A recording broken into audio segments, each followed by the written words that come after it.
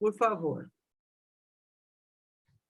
Então, vamos fazer a nossa prece, vamos nos unir em pensamento, vamos atrair para nós a figura amorosa de Jesus, o seu olhar carinhoso, o seu toque fraterno, nos deixarmos levar por essa sensação gostosa, e que essa mesma emoção possa envolver a todos aqueles que vivem conosco, com qual repartimos a nossa vivência, as nossas experiências nesta encarnação. Pedimos, Jesus, também que nos ajudes a compreender as lições que hoje vamos estudar, que nós possamos delatar o nosso olhar, olharmos espiritualmente para esses novos, ou mesmo conhecimentos que nós já sabemos, mas que ainda temos dificuldade em viver, mas estamos nos esforçando. E por isso lhe pedimos, Jesus querido, abençoe esse esforço, abençoe essa vontade de crescer, de melhorar, de compreendermos melhor a nós mesmos, a todos aqueles com quem convivemos. Tenhamos um olhar mais benevolente e mais caridoso para tudo que acontece na vida, que nós nunca perdamos a esperança e a confiança de que estamos sob o amparo de uma luz maior, que vem de Deus, que emana do nosso Criador, que nos destinou a sermos felizes, que nos destilou, que nos dá a cada oportunidade de crescermos. E também, Senhor, abençoe também aqueles que às vezes estão equivocados, aqueles que às vezes não perceberam essa realidade tão maravilhosa que é a chance da vida de estarmos aqui. Mais uma vez, nós agradecemos, Senhor, essa oportunidade que nos dá e que a sua luz possa nos envolver agora e sempre. Graças a Deus. Bom, gente, nós estamos estudando o penúltimo capítulo da obra Há 2000 anos. O título desse capítulo é Lembranças Amargas. E nós, por que será que chama Lembranças Amargas, né?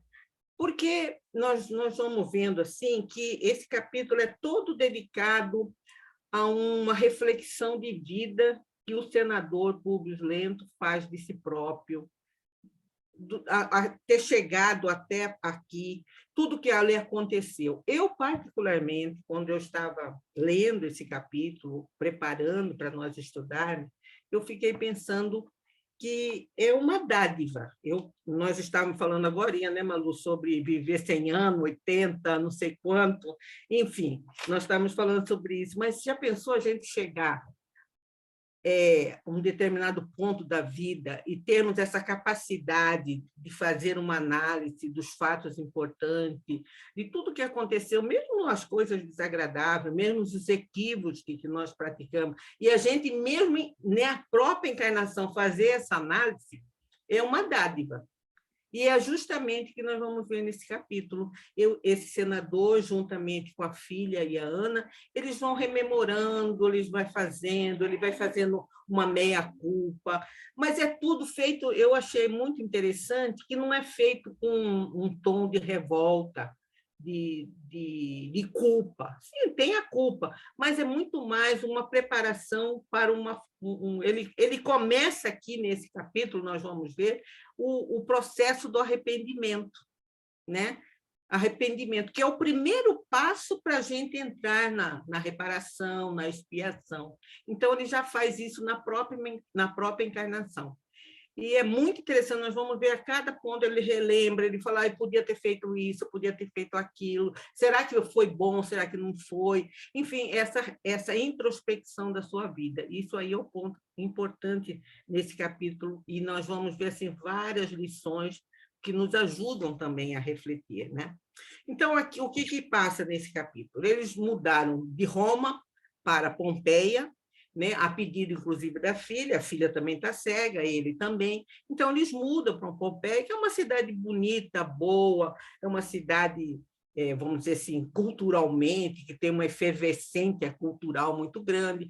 Ele leva 2 escravos já libertos, mas que tem um alto nível cultural para acompanhá-lo, para fazer a leitura, porque ele continuou ativo intelectualmente, ele estava cego, mas ativo.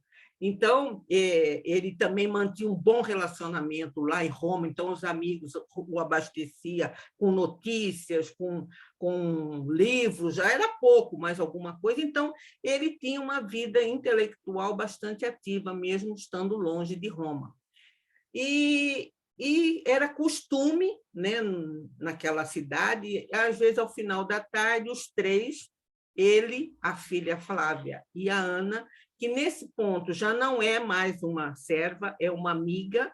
Então, eles compartilhavam pensamentos, ideias do Cristo, e a gente vai vendo como que ele conseguiu, apesar de ter negado durante muito tempo a força do Cristo, mas ele conseguiu captar as lições de forma brilhante, que a Ana, que, vamos dizer assim, que deveria está fazendo esse papel, fica encantada de ver como que ele conseguiu captar a mensagem do Cristo, fazer a ligação dessas mensagens na vida dele, e é isso que nós vamos ver.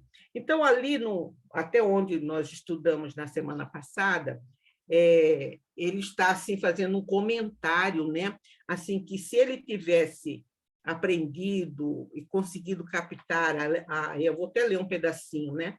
Compreender a lição do amor e humildade do Cristo, talvez a relação que ele teve com André de Giora seria outra. Então, vamos dizer assim, ele até fala, né? Se ao invés de eu ter delegado aos meus funcionários, ele até usa a expressão funcionários irresponsáveis, para a procura do Saul, que aí os funcionários, por que irresponsável? Sabia que ele tinha sido vendido, né? Mas falaram, não, ele fugiu.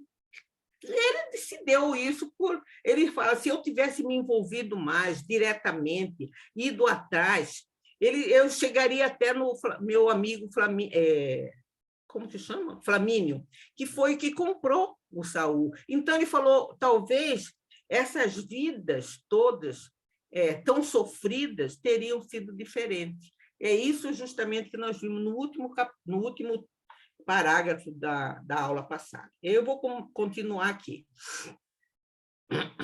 Se houvesse entendido bastante a sua caridade, caridade de quem que ele se refere? A caridade do Cristo, né?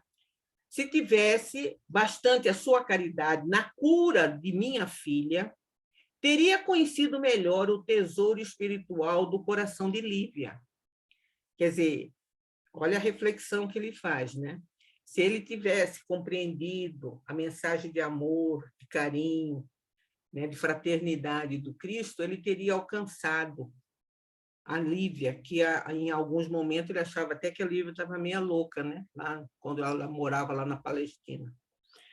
Teria conhecido melhor o tesouro espiritual do coração de Lívia, vibrando com seu espírito na mesma fé, ou caindo juntamente com ela na arena ignominiosa do circo, o que seria suave em comparação com as lentas agonias do meu destino.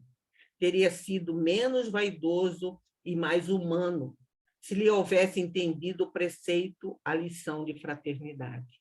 Olha, e a gente aqui, eu quero lembrar, recordar, você voltar lá no capítulo 2, eu acho, não é 2, não, que ele, quando ele encontra com Cristo, o que o Cristo fala para ele? Olha só, eu vou ler, porque o Cristo fala, olha, senador, olha o que eu vou te falar. Olha que Jesus fala para ele, soa para teu espírito, isso é Jesus falando para o Públio Lento, soa para teu espírito, neste momento, um minuto glorioso. Se conseguires utilizar tua liberdade para que seja ele, esse momento glorioso, em teu coração, doravante um cântico de amor, de humildade e de fé, na hora indeterminada da redenção dentro da eternidade. Então, Jesus diz para ele, por isso que ele fala, se ele tivesse entendido, mas ele não entendeu. E o Cristo falou, olha, senador, agora, esse encontro que nós estamos tendo é um momento que depende de você. Se você aproveitar esse momento, você vai evitar uma série de coisas. Você quer falar, Malu? O problema, Marli, é que naquele momento o orgulho e a vaidade dele de senador romano, né? Sim. Quer dizer, ele se sobrepunha a qualquer pessoa. Ele achava que ele era o maioral, né? Ele podia tudo. Então, o problema ali todo foi um orgulho muito grande que ele tinha, né? E aí foi onde ele se perdeu. Sim. Por isso que ele fala, se ele tivesse sido menos vaidoso e mais humilde, ele teria conseguido entender essa mensagem, ele não entendeu. Mas vamos lá. Aí, o que a Flávia vai dizer para ele? Meu pai, exclamava, porém, a filha de molde, a confortar-lhe as agruras do coração. Se Jesus é a sabedoria e a verdade, de qualquer modo, ele saberia compreender as razões da vossa atitude, sabendo que foste forçado pelas circunstâncias a manter esse ou aquele princípio em vossa vida. Lógico, aqui havia uma palavra conforto, né? A gente faz isso muito, né? Às vezes a pessoa nos conta alguma coisa, a gente não vai falar, não, você está errado mesmo, você é uma porcaria. A gente sempre procura animar, não, calma, né? A gente sempre procura ter uma palavra de ânimo. E aqui é o que a Flávia fala para o pai, né? Aí ele continua dizendo aqui, minha filha, nesses últimos anos, revidou Públio ponderadamente, tenho a presunção de haver chegado às mais seguras conclusões a respeito dos problemas, da dor e do destino. Então, olha só, eu achei assim, mais uma vez, assim, a maturidade, ponto, quer dizer, eu não sei, na minha visão, gostaria até que vocês dissessem também se concordam ou se tem uma outra forma de pensar. Assim, ele aceitou o sofrimento, ele aceitou a dores, o sofrimento, as decepções, ele permitiu que esse sofrimento fizesse o trabalho dentro de si, porque muitas vezes a gente resiste, né? Ah, não quero, porque que é eu, a gente se revolta. E ele não, ele parece assim que acatou, deixou que aquele sofrimento, todas aquelas dores por qual ele passou, fizesse o trabalho, e ele faz assim uma análise muito lúcida das coisas, como nós vamos ver a seguir. Acho que foi um momento onde ele se conscientizou, né, dos erros Sim. dele, que aquelas Sim. dores que ele estava passando era consequência dos erros que ele cometeu. Sim. Nós vamos Né? ver isso aqui adiante, viu, Malu? Bem agora, nesse parágrafo aqui, nós vamos ver exatamente isso que você falou. Então, olha só. Alguém quer comentar mais alguma coisa, gente? Eu estou... Fique à vontade, tá? Como diz a Alexandra, a aula não é um monólogo. Né? Vamos lá. Aí, o que ele diz aqui? Acredito hoje, com a experiência própria que as atividades penosas do mundo me ofertaram, que nós contribuímos, sobretudo, para agravar ou atenuar os rigores da situação espiritual nas tarefas desta vida. Olha só, o que ele está querendo nos dizer aqui, hein, gente? Hoje que a gente conhece um pouco a respeito da doutrina espírita, fazendo uma ligação com aquilo que a doutrina espírita nos diz. Ele está falando aqui do livre-arbítrio. Ele diz aqui, olha, nós contribuímos tanto para agravar ou como atenuar os rigores, a nossa tarefa. Tanto a gente pode vir com com a nossa atitude, com a nossa escolha, né? Por isso que Jesus, quando falou com ele lá, falou, olha, soou um momento muito glorioso na sua vida, mas vai depender de você. Jesus não impôs a ele que tinha que escolher se acatava ou não acatava aquelas lições de Jesus naquele momento, né? Mas em algum momento ele acabou acatando, mas ele teve que passar por uma série que poderia, não que ele seria, não que ele evite, como que eu vou dizer, não que ele não tivesse que passar, mas de uma forma talvez diferente, mais leve, né? mais branda, né? Então, aí por isso eu achei assim, falei, olha, ele falou aqui do livre-arbítrio, na minha visão, sabe? Quer dizer, nós podemos agravar ou atenuar, né? Então, aquilo que realmente é necessário que a gente faça. Continuando assim esse parágrafo, porque eu achei esse parágrafo muito rico de mensagens, viu, gente? Admitindo agora a existência de um Deus todo-poderoso, fonte de toda misericórdia e de todo amor, creio que a sua lei, a lei de Deus, é a do bem supremo para todas as criaturas. Esse código de solidariedade e de amor deve reger todos os seres e dentro dos seus dispositivos divinos. A felicidade é o determinismo do céu para todas as almas. Olha que coisa. É aquilo, né? É a felicidade, nós fomos criados para sermos perfeitos. Cada um tem a liberdade de escolher o caminho que quer trilhar. Uns vão mais rápido, outros vão menos, uns escolhem determinado caminho, outro não. Mas vamos dizer, olha só, eu gostei dessa frase: a felicidade é o determinismo do céu para todas as almas. E olha o que ele diz na sequência: toda vez que caímos ao longo do caminho, favorecendo o mal ou praticando-o, efetuamos uma intervenção indébita. Por quê? Porque nós somos fadados à felicidade, é o determinismo da lei de Deus. Quando nós agimos de forma contrária, olha só o que ele diz: nós fazemos uma intervenção indébita, indevida nesta lei, porque a lei nos diz, olha, você tem que caminhar em direção à luz. Aí você fala, não, eu quero aqui, eu vou aqui por esse caminho meio escurinho. Pode ir, mas só que nós estamos quebrando, nós estamos desrespeitando a lei divina que quer que sejamos felizes.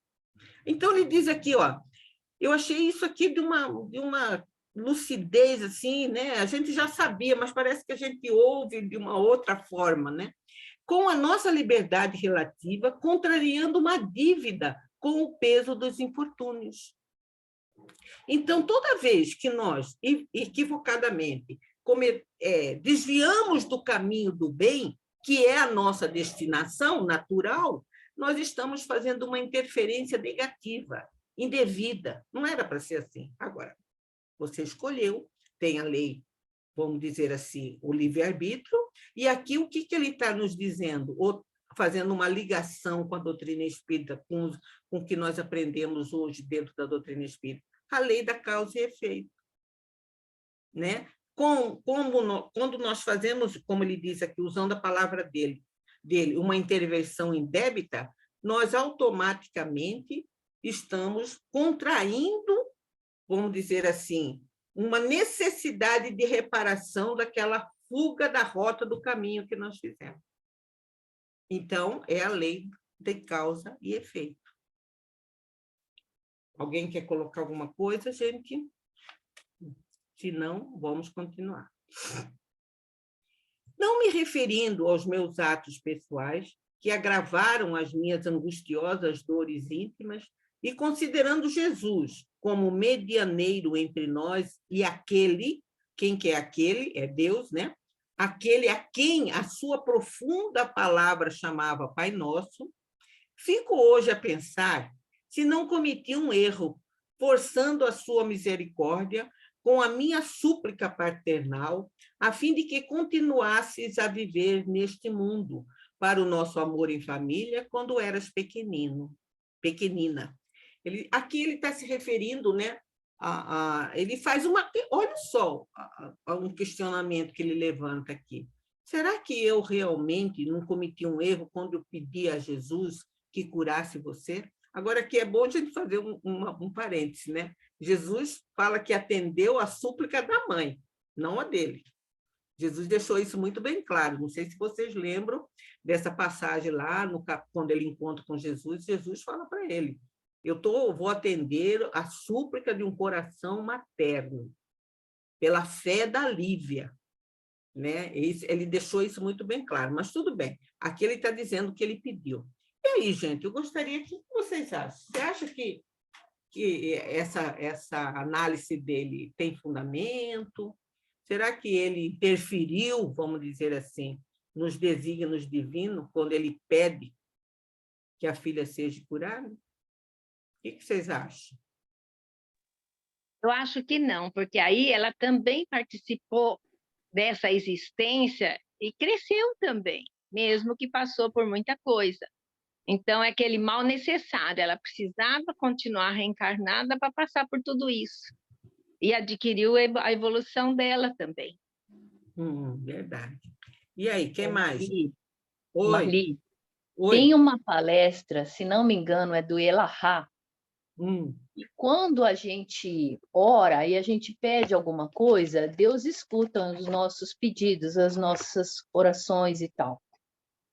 E a gente consegue modificar algumas coisas ao longo da nossa encarnação. Não existe o determinismo, né? A gente está vendo aqui o que acontece com o Publius Lentulus. Ele mesmo está vendo aqui, nas suas próprias conclusões, que a vida final dele não era exatamente assim. Não seria assim. Então, a gente interfere, sim, quando a gente faz os nossos pedidos em algumas coisas da vida de encarnado. Eu não me lembro agora qual é o livro, mas acho que teve uma criança que rezou, você lembra aí? Que rezou para interferir em alguma coisa. Obreiros da Vida Eterna. Obreiros da Vida Eterna. E a avó, eu acho que a avó ia falecer e ela ficou mais um tempo. Eu não lembro muito bem do livro. É isso mesmo. A avó ia falecer e ela ficou mais um tempo, não é isso? Então, assim, a gente, com o nosso pedido, a gente interfere sim, não é uma coisa... a vida não é um determinismo assim puro e absoluto, né? As coisas vão acontecendo ao longo da nossa vivência. E tem uma outra coisa que eu queria falar. Quando a gente interfere em alguma coisa, por exemplo, nesse caso aqui, você está comentando em relação à saúde da filha, né? Sim. A gente traz para a gente a responsabilidade desses pedidos. Sim. É verdade. Fala assim, ó, beleza. Então, sua filha vai viver mais tempo, ou a sua Então, filha... umas coisas assim, outras não. Hã? Umas coisas sim, outras não. Eu acredito que tudo é avaliado pelos espíritos superiores, né? Bem mais experientes e bem mais estudados que nós, e avaliado assim, esse pedido de fulano tem uma validade, tem uma base, é um pedido adequado, né? Vamos ver se dá para fazer ou não vai dar para fazer. É o que o João Carlos está falando aqui do meu lado. Uns pedidos são aprovados e outros não, mas essa aprovação ou não é sempre com o nosso benefício, para o nosso bem, né? Você não vai pedir para ganhar na loto e, né? Vai pedir os números sorteados, né? Só para fazer uma brincadeira aí. É verdade. Não, mas é isso mesmo, gente. Mas nós vamos ver assim... Ali até peço para ganhar na loto, só que o que acontece? Eu não jogo. Aí, né, Malu, você não está pedindo nada. Então, realmente, eu fiz esse questionamento porque às vezes a gente fala, ué, mas será que ele fez ele se questiona, né? Será que eu deveria ter pedido para Jesus curar minha filha, né? Aí, vamos ver, tudo isso que vocês falaram realmente tem fundamento, mas vamos ver que conclusão que ele mesmo chega um pouco mais adiante. Vamos lá, gente. Aí, a Flávia Lentula e a Ana, que acompanhavam os raciocínios do senador, desde muitos anos, lhe seguiam as conclusões morais, cheias de surpresas, em face da facilidade íntima com que sabia aliar as lições penosas do seu destino aos princípios pregados pelo profeta Nazareno. Olha, ele conseguiu isso, que eu acho assim que é uma conquista para o Espírito, que ele conseguiu fazer a ligação de tudo que Jesus, que ele conhecia dos ensinamentos do Cristo, com a vida, com a experiência de vida que ele estava tendo. Então, o que a Flávia diz para ele? Na verdade, meu pai, tenho a impressão de que as forças divinas haviam deliberado arrebatar-me do mundo, considerando as dores penosas que me esperavam na estrada escabrosa do meu destino desventurado. aí ela já pensa nela, ela diz assim, não, eu até acho que, de repente, porque eu sofri tanto, o marido a traiu, né? Ela foi assediada pelo Saul, ela viu o Agripa praticamente ter perdido a vida, a encarnação, por causa do amor que sentia por ela, de uma forma respeitosa, mas isso despertou os ciúmes do Saul. Enfim, ela ficou cega, ela foi envenenada novamente por aquela serva. Enfim, tudo isso ela está dizendo, né? Talvez realmente, né? Mas eu fiquei e tive que passar por todas esses infortúnios, né? Aí o que o senador diz para ela? Sim, ainda bem que me compreendeste. A vida e o sofrimento nos ensinam a entender melhor o plano das determinações de ordem divina. Antigos iniciados das religiões misteriosas do Egito e da Índia acreditam que voltamos várias vezes à Terra noutros corpos. Aqui eu quero até lembrar, né, que ele está citando isso, e lá no comecinho do livro, quando ele começa a relatar para o amigo Flamínio aquele sonho, ele levanta, fala, será que realmente não era eu? Quando ele conta do Sura, né, que ele vê, e daí ele comenta, olha, eu conversei com um escravo liberto seu, acho que, se eu não me engano, é Parmênides, uma coisa assim, e ele disse que ele viveu um tempo na Índia, se não me engano, e lá ele aprendeu que a gente volta a viver, né? A gente reencarna, né? A gente tem outras vidas. E aqui ele torna de novo a afirmar isso, né? Aí, continuando. Nesse instante, o velho Patrício fez uma pausa. Lembrou-se dos seus antigos sonhos, quando, em se vendo com a indumentária do cônsul, nos tempos de Catilina, infligia aos inimigos políticos o suplício da cegueira, a ferro incandescente, quando se chamava Publius Lentulus Sura. Olha só, ele lembrou, ele cego, quer dizer, ele foi justamente da mesma maneira, né? Quer dizer, como que ele ficou cego? Foi o próprio filho que colocou um ferro incandescente nos olhos dele, coisa que ele fazia. Não só mandava, como ele participava do que ele fazia quando ele foi Sura. Então, ele cita isso e o pensamento dele volta naquele tempo, naquele relato, né? Lembrando dos sonhos que ele contava para o Flamínio. Nos seus pensamentos caía como que uma torrente de ilações novas e sublimadas, como se fossem renovadoras inspirações da sabedoria divina. Então, ele estava vendo aquele diálogo que ele teve lá, cheio de dúvidas, cheio de interrogação, quando ele contou para o Flamínio o sonho. E o Flamínio também falando, querendo, não é assim, não né, negando. Agora, aquele mesmo fato ele via com outros olhos. Ele entendeu de outra maneira, diferente daquela vez, daquele momento lá no capítulo 2, quando ele narra os sonhos. Bom, mas, depois de alguns instantes, como se o relógio da imaginação houvesse parado alguns minutos, para que o coração pudesse escutar o tropel das lembranças no deserto do seu mundo subjetivo, murmurava confortado, na posse tardia, olha, eu gostei dessas duas palavras aqui, na posse tardia, quer dizer, ele poderia ter entendido isso há um tempo atrás, né? Mas tudo bem. Na posse tardia do roteiro do seu amargurado destino. Aí o que ele vai dizer para a filha? Aí, até aqui, Alexandre, como que ele vai explicar esse questionamento que ele fez lá atrás, né? Será que eu fiz bem? Será que eu errei? Aí o que ele vai dizer? Aqui nós vamos ver o pensamento dele. Hoje, creio, minha filha, que se as energias sábias do céu haviam decidido a tua morte em pequenina, determinação essa que eu possivelmente contrariei com a minha súplica angustiosa de pai, descoberta em silêncio pelo Messias de Nazaré, no recôncavo do meu orgulhoso e infeliz coração. O que ele continua? que deverias ficar livre, ele se refere aqui à filha, né? É que deverias ficar livre do cárcere que te prendia, de modo a te preparares melhor para a resignação, para a fortaleza e para os sofrimentos. Certamente renascerias mais tarde e encontrarias as mesmas circunstâncias e os mesmos inimigos, mas terias um organismo mais forte para resistir aos embates penosos da existência terrestre. Então, o que ele diz aqui, né?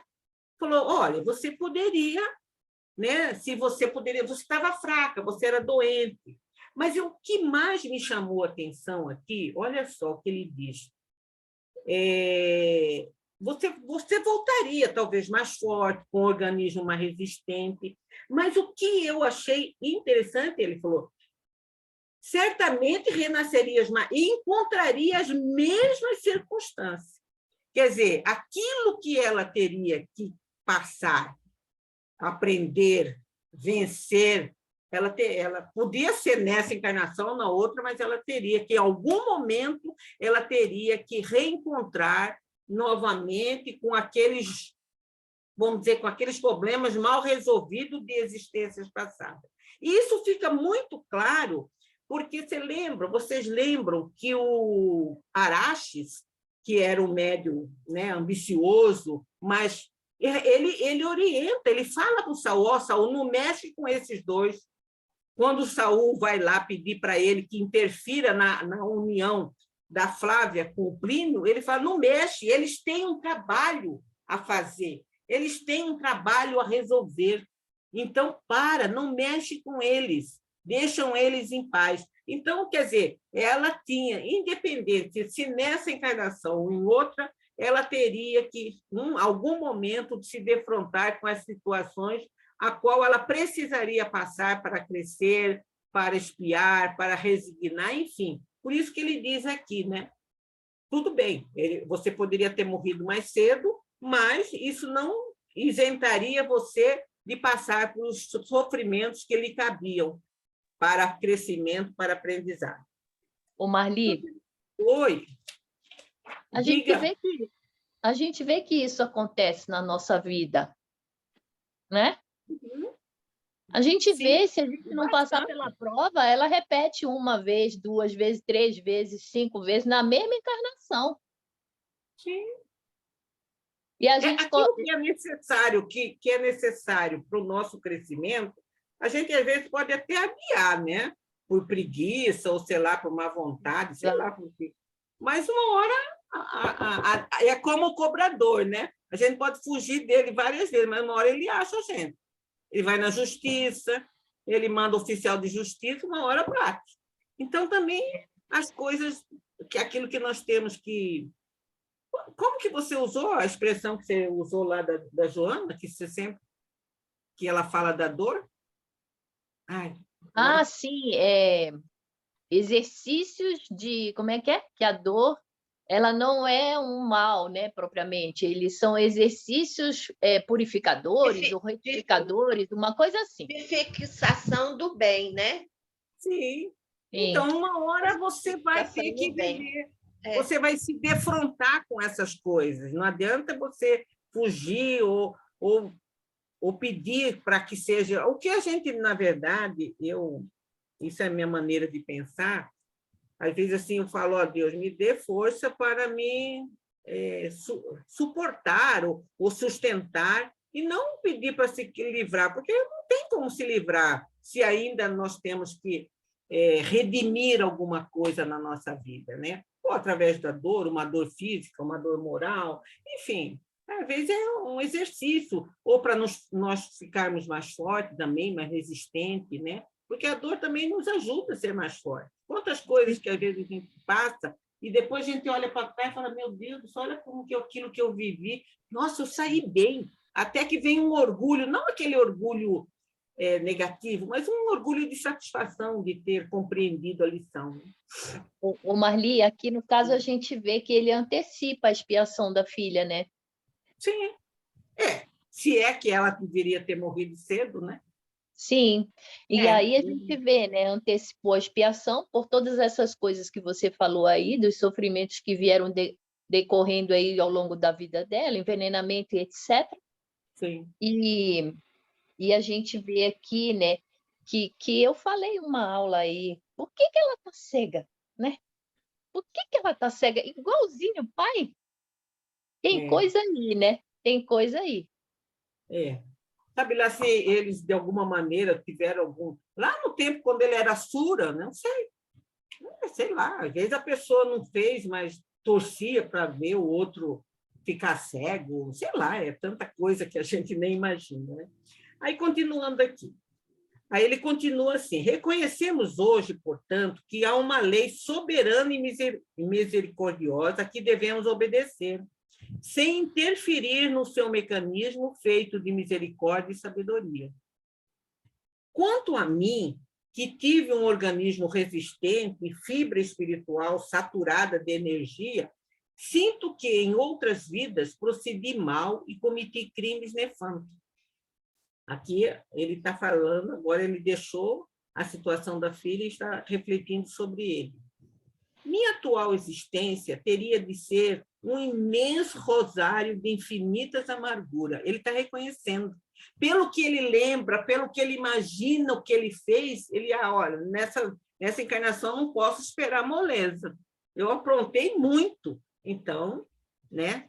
Continuando. Mas vejo tardiamente que, se houvesse ingressado no caminho do bem, teria resgatado um montão de pecados do pretérito obscuro e delituoso.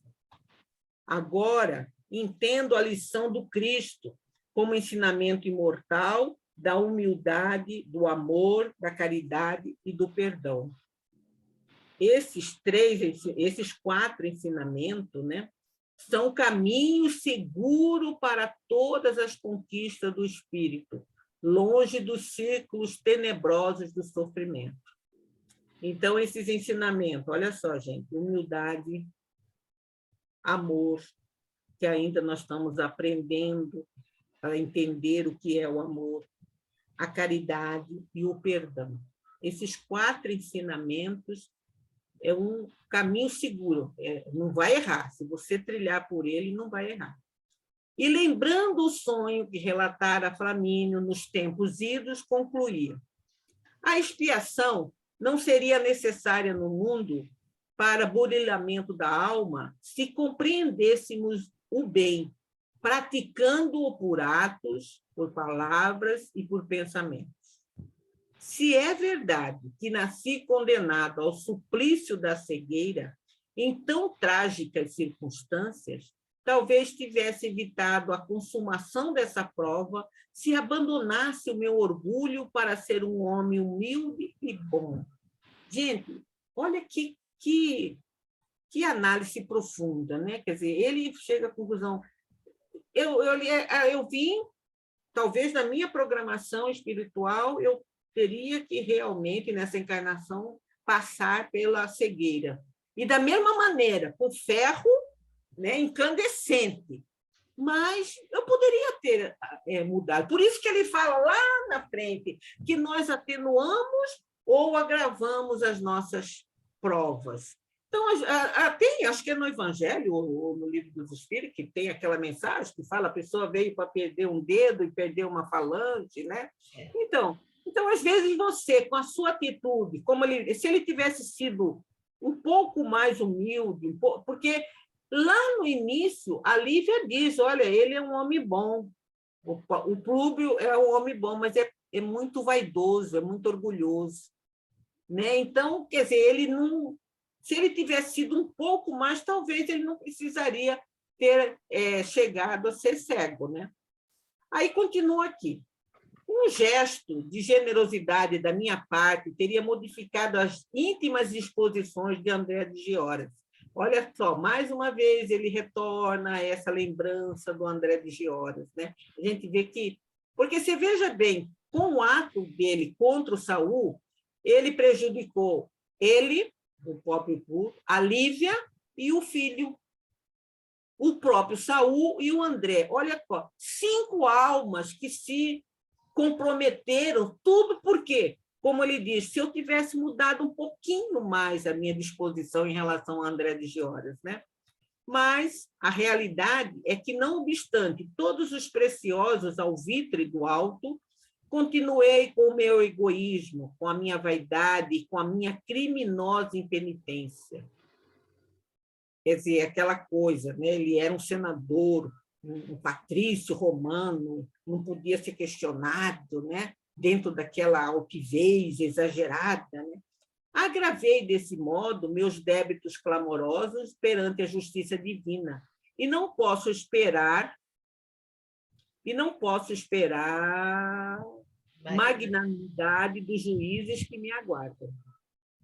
O velho Públio Lentulus tinha uma lágrima dolorosa no canto dos olhos apagados, mas Ana, que ansiosa lhe escutara as palavras e conceitos, e que se regozijava intimamente, verificando que o orgulhoso senhor atingira as mais justas conclusões de ordem evangélica, ilações a que também ela havia chegado nas meditações da velhice, esclarecia bondosamente, como se as suas afirmativas simples e incisivas chegassem no momento justo para a consolação de todos.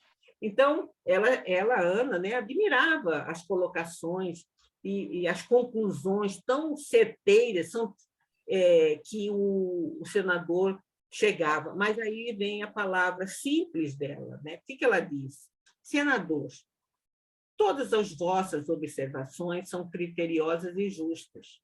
Essa lei das vidas múltiplas em favor do nosso aprendizado, nas lutas penosas do mundo, eu a aceito plenamente, pois nas suas divinas lições, Jesus asseverou que ninguém poderá penetrar o reino do céu sem renascer de novo.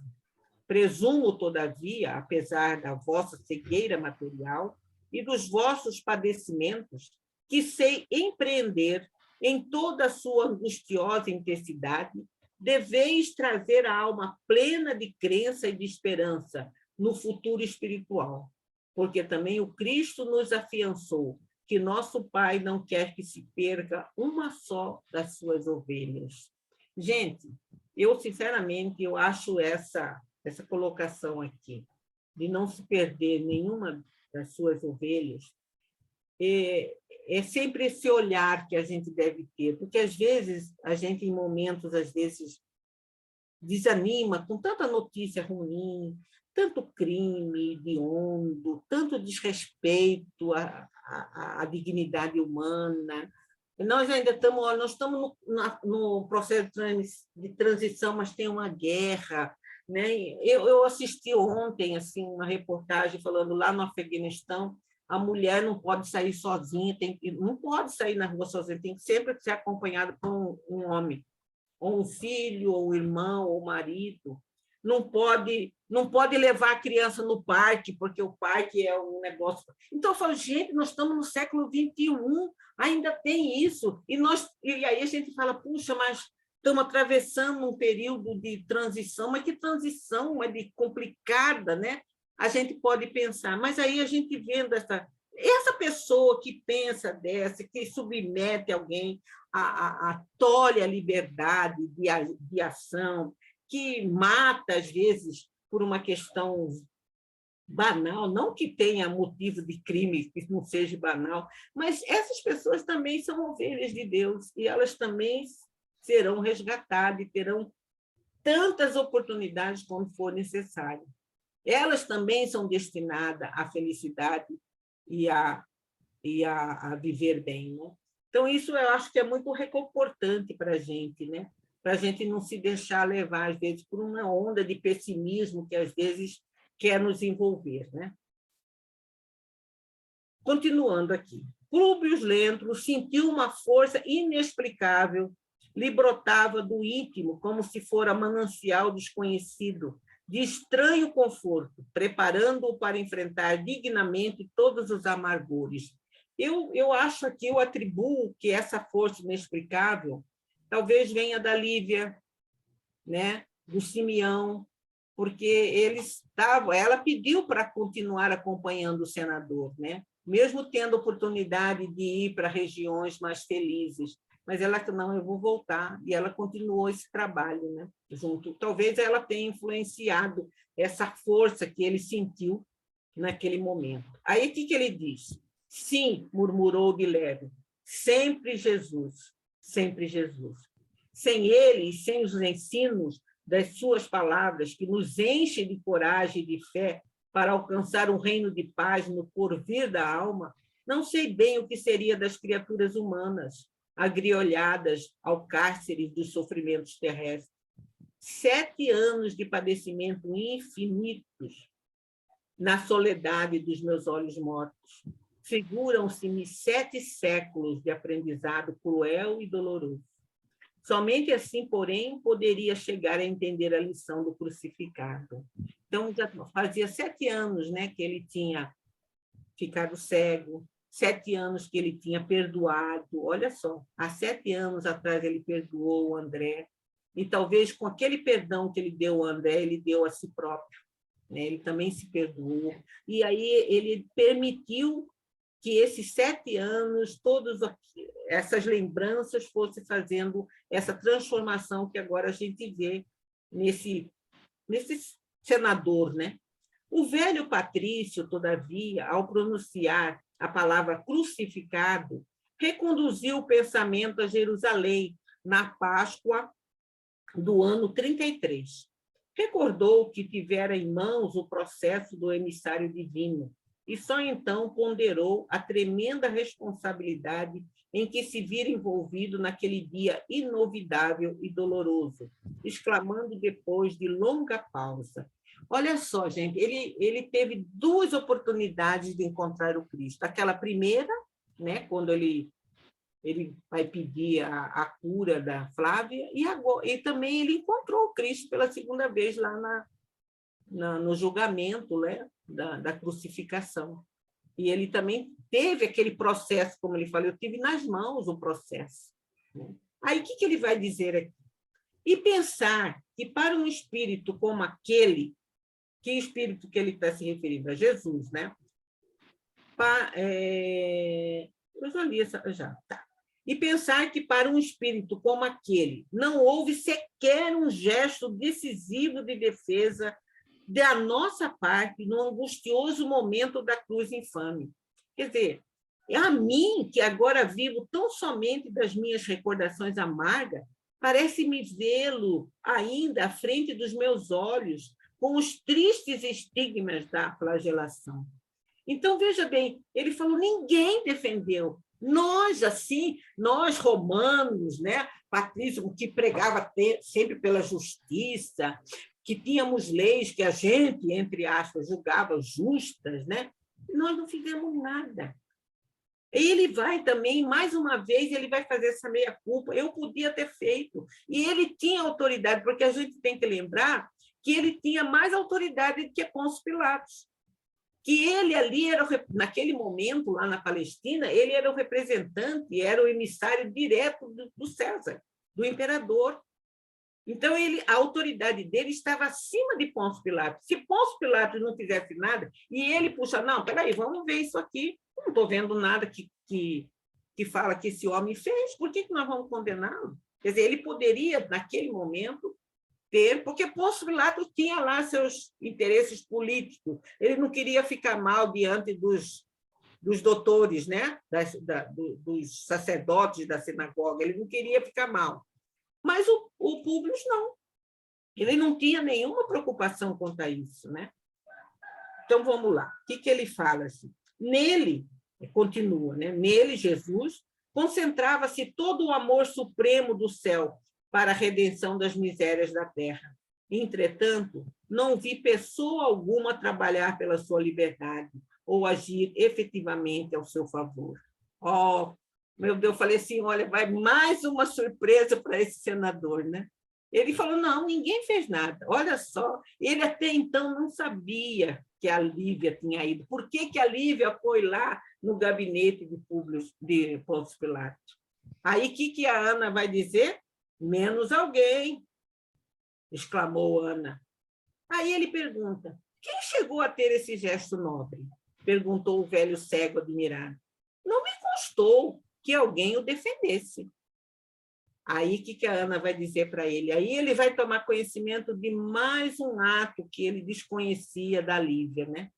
É porque ignoraste até hoje que a vossa digna consorte e minha inesquecível benfeitora, atendendo aos nossos rogos, se dirigiu imediatamente a Pôncio Pilatos.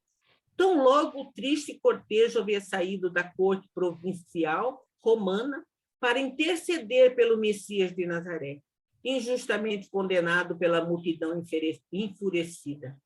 Recebida pelo governador no seu gabinete particular, foi em vão que a nobre senhora implorou compaixão e piedade para o divino mestre.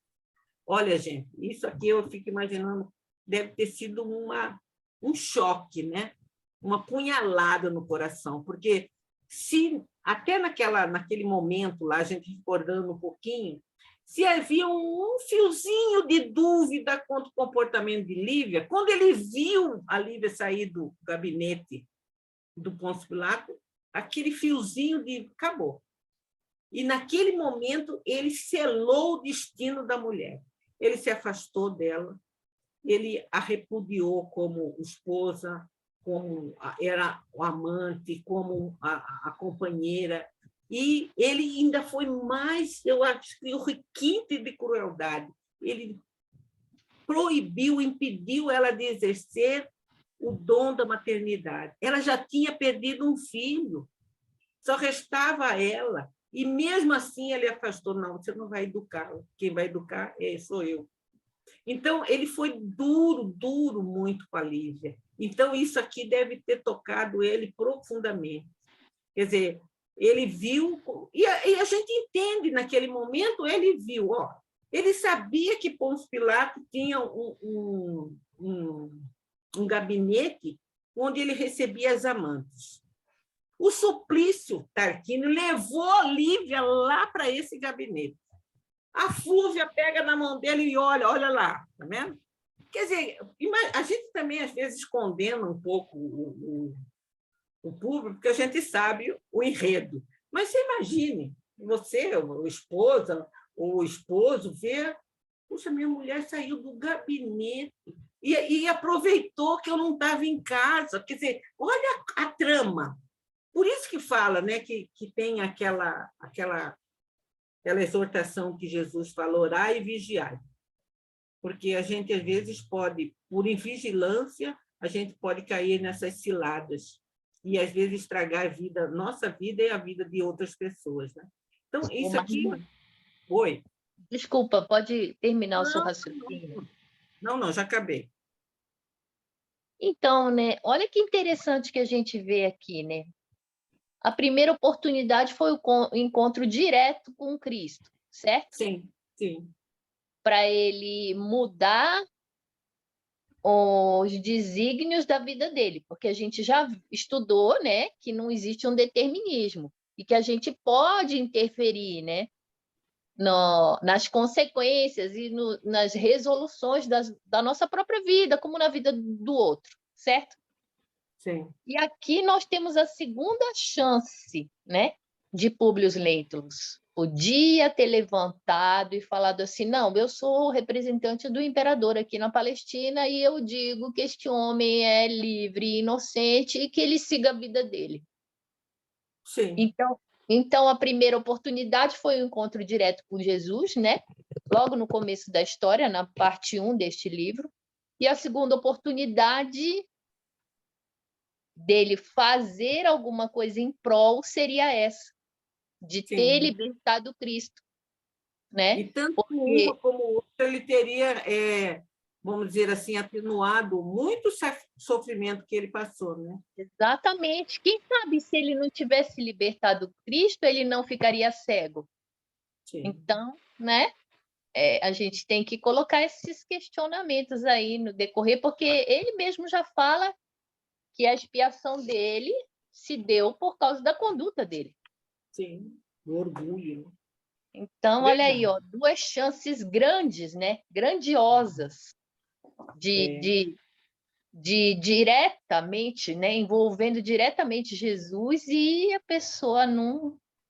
Acho que Deixou passar. acontece com todos nós, né, Marli? Essas chances também são nossas experiências, nossa vida.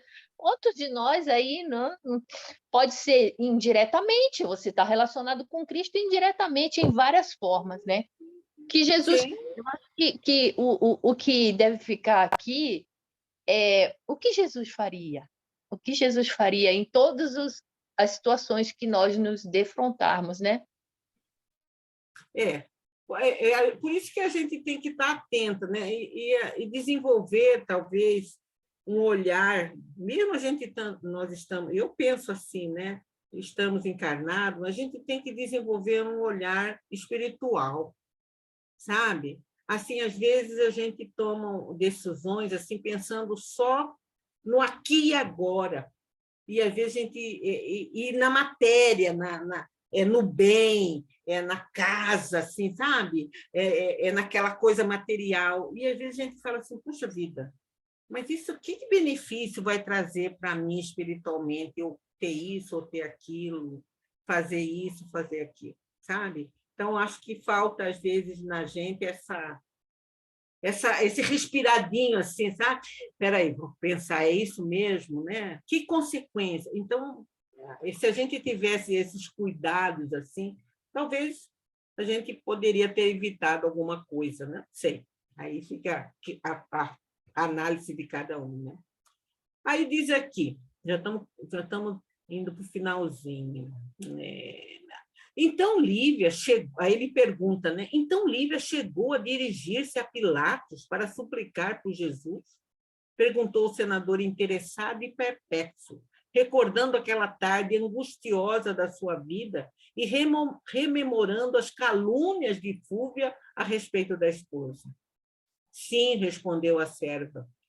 Por Jesus, seu coração magnânico desprezou todas as convenções e todos os preconceitos, não vacilando em atender às nossas súplicas, tudo fazendo por salvar o Messias da morte infamante.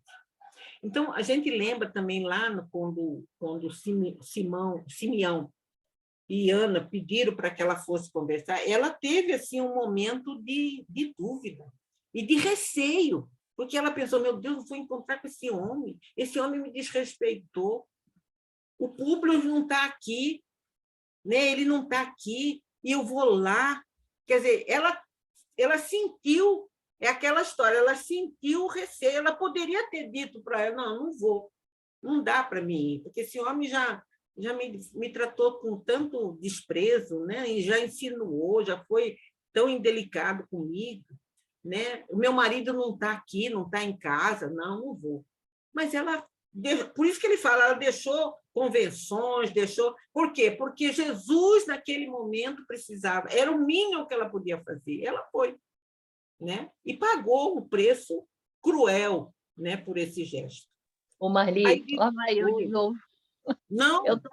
Eu estou aqui hoje substituindo a Simone. Então Isso, ela mandou uma procuração para você. Ela mandou uma procuração para você. Ai, ai.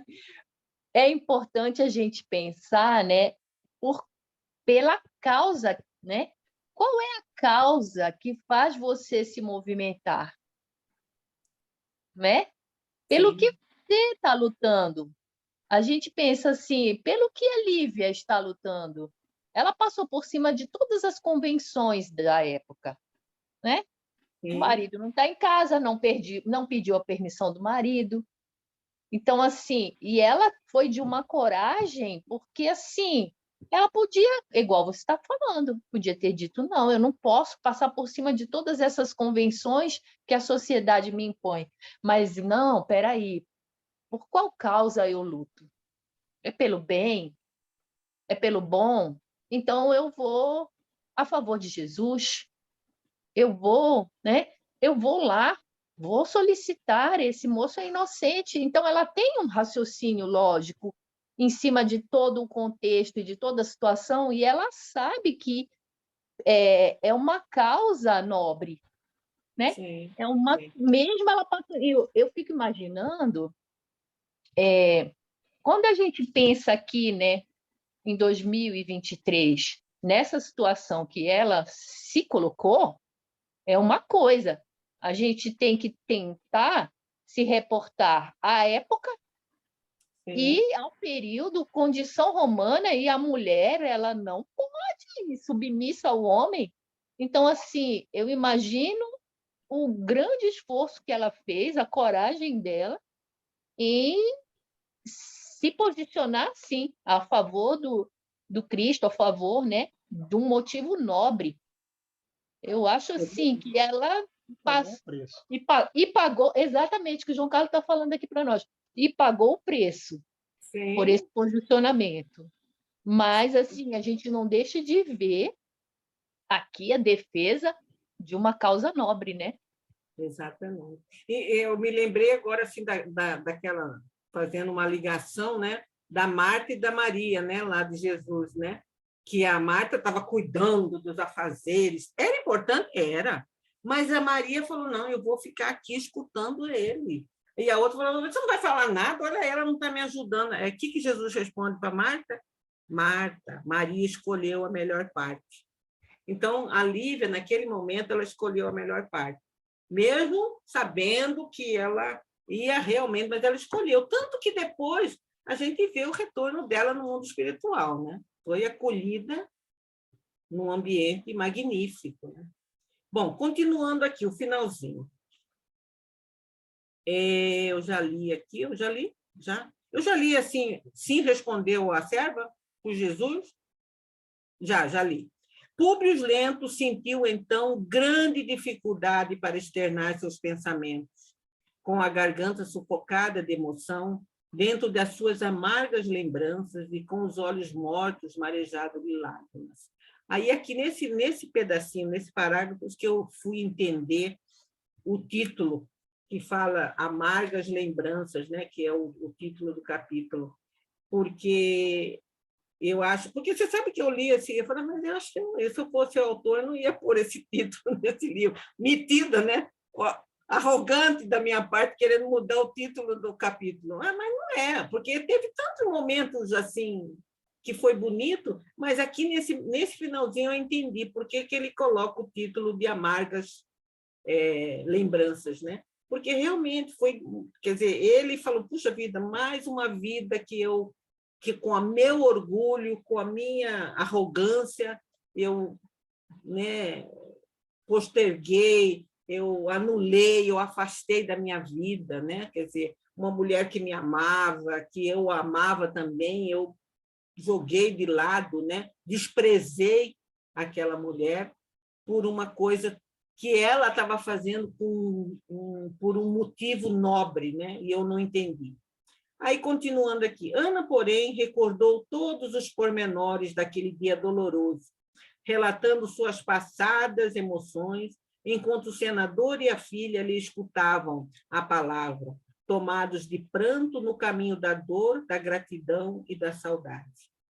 E era desse modo que, ao fim de cada dia, sob o céu brilhante e perfumado de Pompeia, aquelas 3 almas se preparavam para as realidades consoladoras da morte, dentro da claridade terna e triste das lições amargas do destino, na esteira das recordações amigas.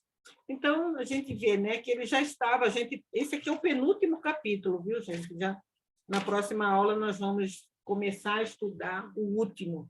E a gente sabe, né, não querendo dar um spoiler, mas já damos, que eles já estão se preparando para a morte, né? Aqui a história, a própria história com H, nos conta que teve a erupção do vulcão ali em Pompeia, e nós vamos ver que o Emmanuel, através desse livro, vai nos narrar esse fato. Mas, antes disso, passamos um pouquinho, se alguém quiser fazer alguma colocação, por favor. Eu penso assim, Marli, nós todos vamos nos encontrarmos a hora que desencarnar, passar a vida né, no momento do desencarne. E ele teve a oportunidade de fazer tudo isso antes. Então, aonde que ele conseguiu entender, aceitar, sofrer, mas, né, conseguiu ver com outros olhos. Verdade. Eu acho que é uma dádiva, viu? Que oxalá que a gente consiga também fazer isso, né? Ter esse hábito. Aliás, Agostinho, né? Santo Agostinho já dá uma dica, né? Se a gente não faz porque não quer, né? Ele fala que todos os dias, ao final do dia, se a gente se perguntar se alguém tem alguma coisa contra nós, se nós fizemos alguma coisa para magoar alguém, enfim, a gente pode fazer essa recapitulação da nossa vida quase que diariamente, né? Mas eu achei assim que eu também vejo assim, Cida, eu acho que ele foi uma dádiva, ele poder já ir mesmo no finalzinho da encarnação, ele conseguir fazer esse retrospecto. Porque a gente vê, por exemplo, o André Luiz, né, que é também um espírito assim que nos traz grandes lições e ensinamento, ele só foi fazer essa análise da vida dele depois. E mesmo assim, ele passou não sei quanto tempo no umbral, foi levado lá naquele hospital, recebia, mesmo assim ele não entendia, porque ele queria voltar para a casa dele, queria ver a mulher, queria ver a família, e ele não entendia, né? Quer dizer, ele só foi compreender depois. E assim como muitos outros, né, nos romances de espírita, a gente vê que a pessoa só vai, depois de desencarnado, que ela vai conseguir olhar a vida toda, né, num ângulo mais amplo. E ele teve essa gratidão, essa dádiva, né, de compreender esses ensinamentos do Cristo mesmo antes. Quer dizer, eu acredito assim, que naquele processo que tem ali no Céu e Inferno, que fala que é arrependimento, expiação e reparação. Eu acredito que o processo de arrependimento dele já estava feito, né? Ele já tinha começado a fazer esse processo de recuperação da sua alma. Então é isso, gente. Alguém quer mais falar alguma coisa? Ou podemos encerrar aqui e começar o nosso próximo? Eu acho que então... Vou interromper a gravação para começar outra. Tá bom.